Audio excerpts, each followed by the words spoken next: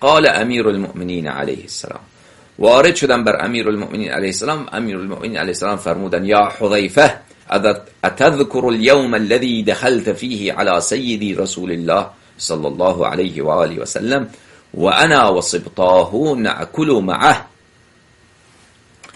تا که وارد شدم بر امیر المؤمنین علیه السلام، حضرت سلام الله علیه فرمودن حذیفه به یاد داری آن روز را که داخل شدی بر سید من رسول خدا صلی الله علیه و آله و سلم و من و دو نوه ایشان با ایشان غذا می خوردیم و رسول خدا صلی الله علیه و آله و سلم به تو یاد داد فضل آن روز را که آن چه روز عظیمی هست. قلت بلا یا اخا رسول الله صلی الله علیکما و آلکما، عرض کردم که بله ای برادر رسول خدا صلی الله علیه و آله و سلم، به یاد دارم.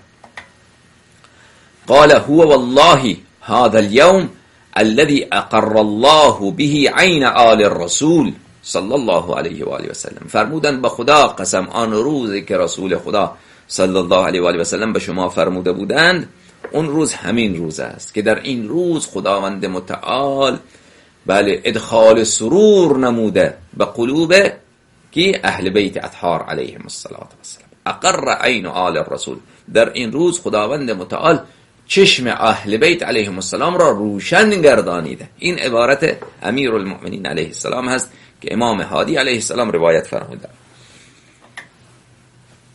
و انی لاعرف لهذا اليوم 72 اسما. فرمودن مولای ما امیر المؤمنین علیه السلام من امروز این چنان روز مبارکی هست که بله این روز 72 اسم دارد در آسمان ها، چون خداوند امر کرده که این روز در آسمان ها جشن باشد. روز 9 ربیع الاول در آسمان ها 72 اسم دارد.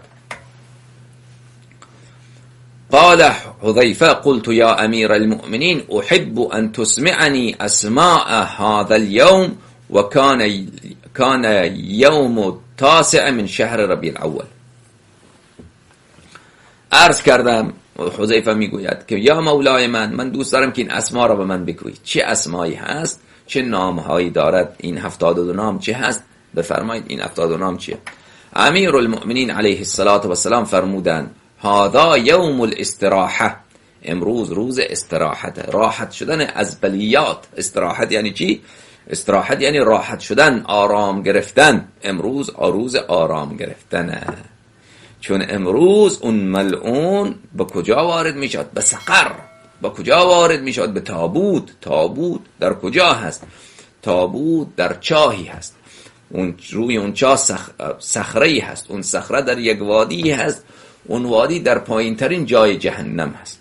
یعنی بر عذاب شدید الهی که خداوند متعال هیچ بله فالیوم لا یعذب عذابه احد ولا یوثق وثاقه احد. بله آن عذاب عظیمی که هیچ کافری آن عذاب را نمی بیند و هیچ ظالمی و هیچ زناکاری و هیچ قاتلی و هیچ بدکاری آن عذاب را نمی بیند، بر آن عذاب این ملعون وارد شده. یوم الاستراحه و یوم تنفیس الکربه. تنفیس آرام گرفتن، کربه بله غم و بلا. روز راحتی از غم و بلا. و یوم الغدیر الثانی، و روز 9 ربیع الاول روز غدیر ثانی هست. روز غدیر ثانی. و یوم تحتیت الاوزار، و روز بخشیده شدن گناه ها. و یوم الخیره، و روز انتخاب شدن، روز که خدا این روز را انتخاب کرده. یا بله و یوم الخیره یعنی روز خیرات، روز خوبی، روز نیکی. و یوم رفع القلم، روزی که خداوند متعال خطاها را می آمرزد، گناهان را می آمرزد، بخشش گناه و خطا و عصیان شیعیان هست. و یوم الهد و یوم العافیه، یوم آرامش، یوم الهد و آرامش. و یوم العافیه، عافیه هم که می دانید. یوم البرکه و یوم الثارات، روز انتقام، روز گرفتن خون، روز انتقام. و یوم عید الله الاکبر و یوم یستجاب فیه الدعاء، روز مستجاب شدن دعا. و یوم الموقف الاعظم، روز موقف یعنی محاکمه. یک کسی که ظلم کرد او را برای محاکمه حساب گرفتن که میگن استاد شو اینجا 20 جواب بده، اون موقف میگه موقف اعظم، حساب گرفتن اعظم. بله که اون روز حسابگیری عظیم هست که ظلم ها بدعت ها از این ملعون بله یکی یکی پرسیده شود. و یوم توافی هم روز بازپسگیری حسابه. تو که ظلم کردی، فدک را غصب کردی، تراویح را وارد کردی، متعه را حرام کردی، بر منبر هر روز می نشستی، خزعبلات می گفتی، بله اون منبری که جایگاه امیرالمؤمنین علیه السلام بود، توی جاهل می رفتی اونجا می نشستی، خب بیا حساب بده، کتک و حساب بزن، دست ملائکه درد نکنه. و یوم الشرطی و یوم نزع السواد، روز شرط. خداوند متعال حالا یوم الشرط یعنی پروردگار عالم شرط کرده بوده، حالا نمیدارم وجهش چه، ظاهرا اینطوری باشه که شرط کرده بوده که من بله از اینها انتقام میگیرم. و یوم نزع السواد، و امروز روز چیه؟ کشیدن لباس سیاه هست که لباس سیاه را آدم امروز از بدن خود بیرون بکند. یعنی بله چون 28 سفر هم که آدم بله به عزای رسول خدا صلی الله علیه و آله و سلم سیاه پوش می شود، چند روزی بعد از اون این سیاه پوشی ادامه پیدا میکنه، ملحق میشه به عزاداری حضرت امام عسکری علیه السلام و بعدش هم یوم نزع السواد، کشیدن لباس سیاه. و این را بگویم که عده از دجالیه بین مردم میخواد معروف بکنن که روز 9 ربیع را ما جشن میگیریم به خاطر تاج پوشی امام عصر علیه السلام و این اشتباه کاملی. ما بله اگر اینطوری می بود باید روز 11 محرم را هم بله روز جشن بگیریم، روز جشن امامت حضرت امام زین العابدین علیه السلام. 21 رمضان را هم جشن بگیریم، روز جشن به امامت رسیدن امام حسن مجتبی علیه السلام. این یک حرف اشتباهیه، این یک حرف خیلی اشتباهیه. امامت ائمه اطهار علیهم السلام با مرگ پدرشان محقق نمی شود که 28 سفر رسول خدا صلی الله علیه و آله و سلم از دنیا رفتن، امیرالمؤمنین علیه السلام امام نبودن، امام شدن. حالا امیرالمؤمنین علیه السلام امام بودن اون زمانی که در صلب پدرشان بودن، اون زمانی که خداوند این زمان را آسمان و زمین را نیافریده بود، امام بودن. حضرت امام عصر علیه السلام امام بودن بر خلائق، حجت خدا بودن، نور خدا بودن، خزانت و وحی الله بودن، خازن علم الله بودن، وجه الله بودن، عین الله بودن، ید الله بودن، اون زمانی که پروردگار عالم این دنیا را نیافریده بود.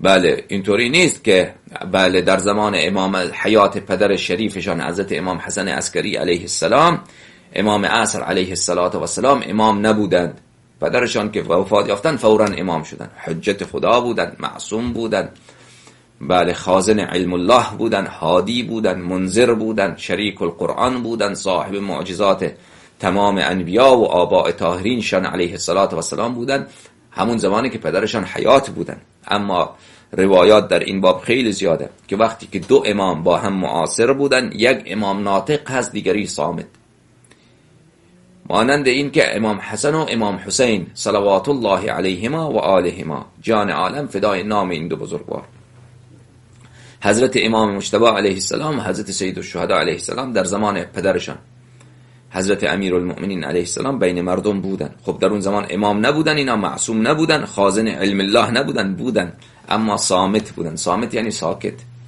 هدایت مسئولیت پدرشان هست امیرالمؤمنین علیه السلام. مجاری امور در دست ایشان، امر و نهی در دست ایشان، ارشاد مردم در دست ایشان. وقتی که پدرشان از دنیا رفتند بله اینطوری نبود که اینها امام نبودن امام شدن، امام بودند، اما دیگر امام حسن مجتبی علیه السلام امام ناطق شدند و بعد که امام حسن مجتبی علیه السلام شهید شدند، امام حسین سید الشهدا علیه السلام بله بعد از شهادت پدرشان حجت خدا بودند، اما بله حجت خدا بودند صامت. بعد از شهادت پدرشان حجت بله وظایف ارشاد مردم و هدایت مردم اینها به دوش ایشان و ایشان حجت خدا امام ناطق شدند. بله فقط فرقش اینه و الا ائمه علیهم السلام همواره ائمه هستند، قبل از ولادتشان ائمه هستند، در رحم مادر ائمه هستند، در اصلاب آبایشان امام هستند، در عالم ارواح، در عالم زر، در عالم نور، در عالم اشباح، اینها انوار الهی هستند و بعد از وفاتشان هم نور الهی هستند، حجت خدا هستند علیهم الصلاة والسلام. و یوم نزع السواد و یوم ندامت الظالم، امروز روز ندامت ظالم هست. ندامت یعنی پشیمانی. و یوم انکسار الشوکه، و روز شکسته شدن جلالت و شوکت این ظالم. و یوم نفی الحموم، نفی هموم یعنی غمها، از بین رفتن غمها. و یوم القنوع، روز قنوع، ظاهرا معنایش خوشحالی باشه، حالا من درست نمیدانم. و یوم عرض القدره، روز ظاهر شدن قدرت. و یوم الصفح، روز بخشیده شدن. و یوم فرح الشیعه، روز خوشحالی شیعیان. و یوم التوبه و یوم الانابه و یوم الزکات العظمی، روز پاک شدن که این پاک شدن خیلی عظیمه. یوم الفطر الثانی، روز عید فطر دوم. و یوم سیل النغاب و یوم تجرع الریق و یوم الرضا و یوم عید اهل البیت الی آخره. 72 نام در این روایت شریفه امیر المؤمنین علیه الصلاة والسلام برای این روز مبارک و این روز عظیم ذکر میکنند. الحمد لله رب العالمین. اللهم صل علی محمد و آل محمد و عجل فرجهم الشریف.